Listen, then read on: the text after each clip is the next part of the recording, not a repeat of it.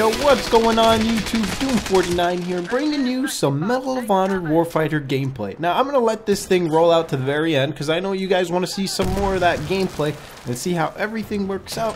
But I'm going to be explaining to you guys a couple of things about this game and give you guys a little bit of a review on it, but keep in mind this is a beta, so you shouldn't really be judging the game fully on just this gameplay you see right here. Now, with that said, this game runs great. I've never seen a beta be so good, ready for release, and run so smoothly as this game did. And right there, you guys just saw me take a shot for the team to allow the bomb to be planted. Now, I know a lot of you guys are probably thinking, oh my god, this is Call of Duty. I don't like Call of Duty. But, to be honest with you, Call of Duty copied Medal of Honor. If you guys remember from all the way back to the original Medal of Honors, Call of Duty was copying it. And then the Activision team and part of the Medal of Honor team split up, and then you got the two companies going on, and that's what ended up happening here. So, this right here actually has a team that works from DICE, Danger Close, and from Activision. They brought in a bunch of guys together and made this great game, and the company is now called Danger Close that made it. But for the most part, the gameplay is great, and you can see it's very team-oriented. Right now, we're all huddled up in an area here, and we're covering this one, I guess you would call it an MCOM or bomb that we're trying to keep defending from the enemy from defusing. Because if you guys pay attention to the top, there's 5 objectives at the top. Now, it's really the best of 5. If whoever gets 3 objectives down wins the match, and there's a set time limit. You can see the time left before the enemy can defuse it, or before we have to plant the bomb. And then at that point, it's basically you won that objective and move on to the next objective. Now, something cool about this game is you have the buddy system. That's the guy you see on my team that's outlined and glowing, as opposed to the other guys. That guy is one of my squad mates, you could say. In reality, in a real-life war situation, there's no real 4-man squad when you're going out into said locations. It's really 2-man squads hooking up together, and they're going out and covering each other's ass. And that's what the buddy system's going for here. So you always see 2 people co-oping together throughout the match. Now, they might increase this later on in future gameplays, but for this one, how it works is you can spawn on your buddy, and you always see where your buddy is on the map at all times. That's pretty great. And the other thing about it is, if somebody kills your buddy, you will see that enemy with a red outline around them. And on top of that, if you kill that enemy that now has the red outline, your buddy can spawn on you really quick. The other thing about it is, you might notice it in this gameplay when you watch it. If I die and I try to spawn on my buddy and he is in a combat situation, I will not be able to spawn on him, simply because he's in a combat situation and it's trying to prevent it where you spawn in and instantly get headshot. But on the other hand is, if he's in a nice safe spot, you can spawn on him, or you can choose to fall back and be spawned back out of the combat area and have to run all the way there. And the spawn systems, guys, if you remember Medal of Honor 2010, how everybody complained about the terrible spawn systems, this one has great spawn systems. You will never run into enemies unless you spawn on your buddy and then run out in the open. You really need to play it smart. Now, the other thing about this game is every class plays an important role.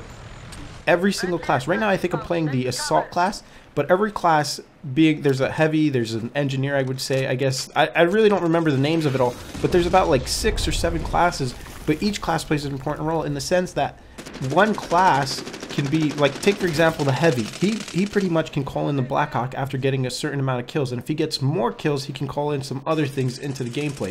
Basically, he can even call in with a 40 mil launcher where he can plant it down and keep launching 40 mils at the enemy, which is pretty cool, but you have to get a lot of kills before you can get that. And that's where a lot of you guys might say, oh, this is like Call of Duty. But really, they set it up as a point system and a kill system, where the more points you rake up in that one area before you die, you can call in those setups. As the assault class, which is what I'm doing right now, you can see I've already unlocked the mortar. Now, on top of it, there's another thing where you can drop in a missile. I totally forgot the name of it, but if you don't use your mortar right away, you can call in a missile on top of that. It's basically, you get an unlock, a special unlock, you can hold it off, use your next special unlock to be used. Now right there, you see that red outline around the enemy? That is what I'm talking about the red outline. It only lasts for about 3 seconds, and my buddy went to take him out with the axe, but then that's when I could spawn on him, and then he got taken out, so I ended up being fallen back. Now, the other thing is, guys, there is a ton of unlocks and setups you can do on your weapons. There is so many customizations that, you know what, let me just show it to you right here. So looking at this, right now, that same weapon I was using, you guys look at all the camouflages you can use. There's a ton. So many of them that I have to unlock all of them. I mean, look at each section. There's a set of unlocks you can do just for the camouflage. So I'm like, let me just use this one. And then you can go on to choose your magazine style, and I've only had like one unlock. There's about 4 unlocks you can get for your magazines.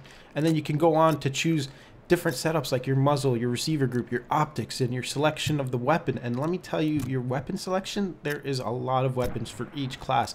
So you don't even have to worry about the amount of unlocks you're going to be getting in this game, because there is going to be a ton of setups you can do and a ton of ways you can take out the enemy.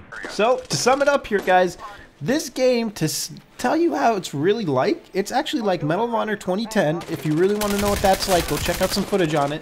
And then it's really a clash of all the great things from every single game put into one with its own twist. So now you have a nice spawn system, and you can pretty much enjoy the game of what Medal of Honor 2010 was lacking, and it has a ton of great features to it, because I remember a lot of people complained for Medal of Honor 2010 that there were not enough weapons and not enough unlocks, and the spawn system wasn't that great, and they wanted to see a little bit more twist to it. And they listened. The developers made it all that great, and it is honestly an amazing game from what I've seen so far. And I've already bought it for the PC, so I will be posting footage on the PC for it.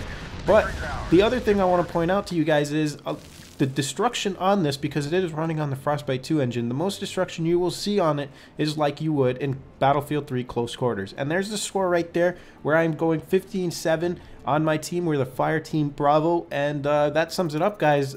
Comment, rate, subscribe. I'll see you around, and be sure to check out this game. If you're not too sure about it, wait for final release, check out the footage that comes out for it, and then decide if you want to get this game, because I am telling you, this is a great game, and it is going to be a game changer.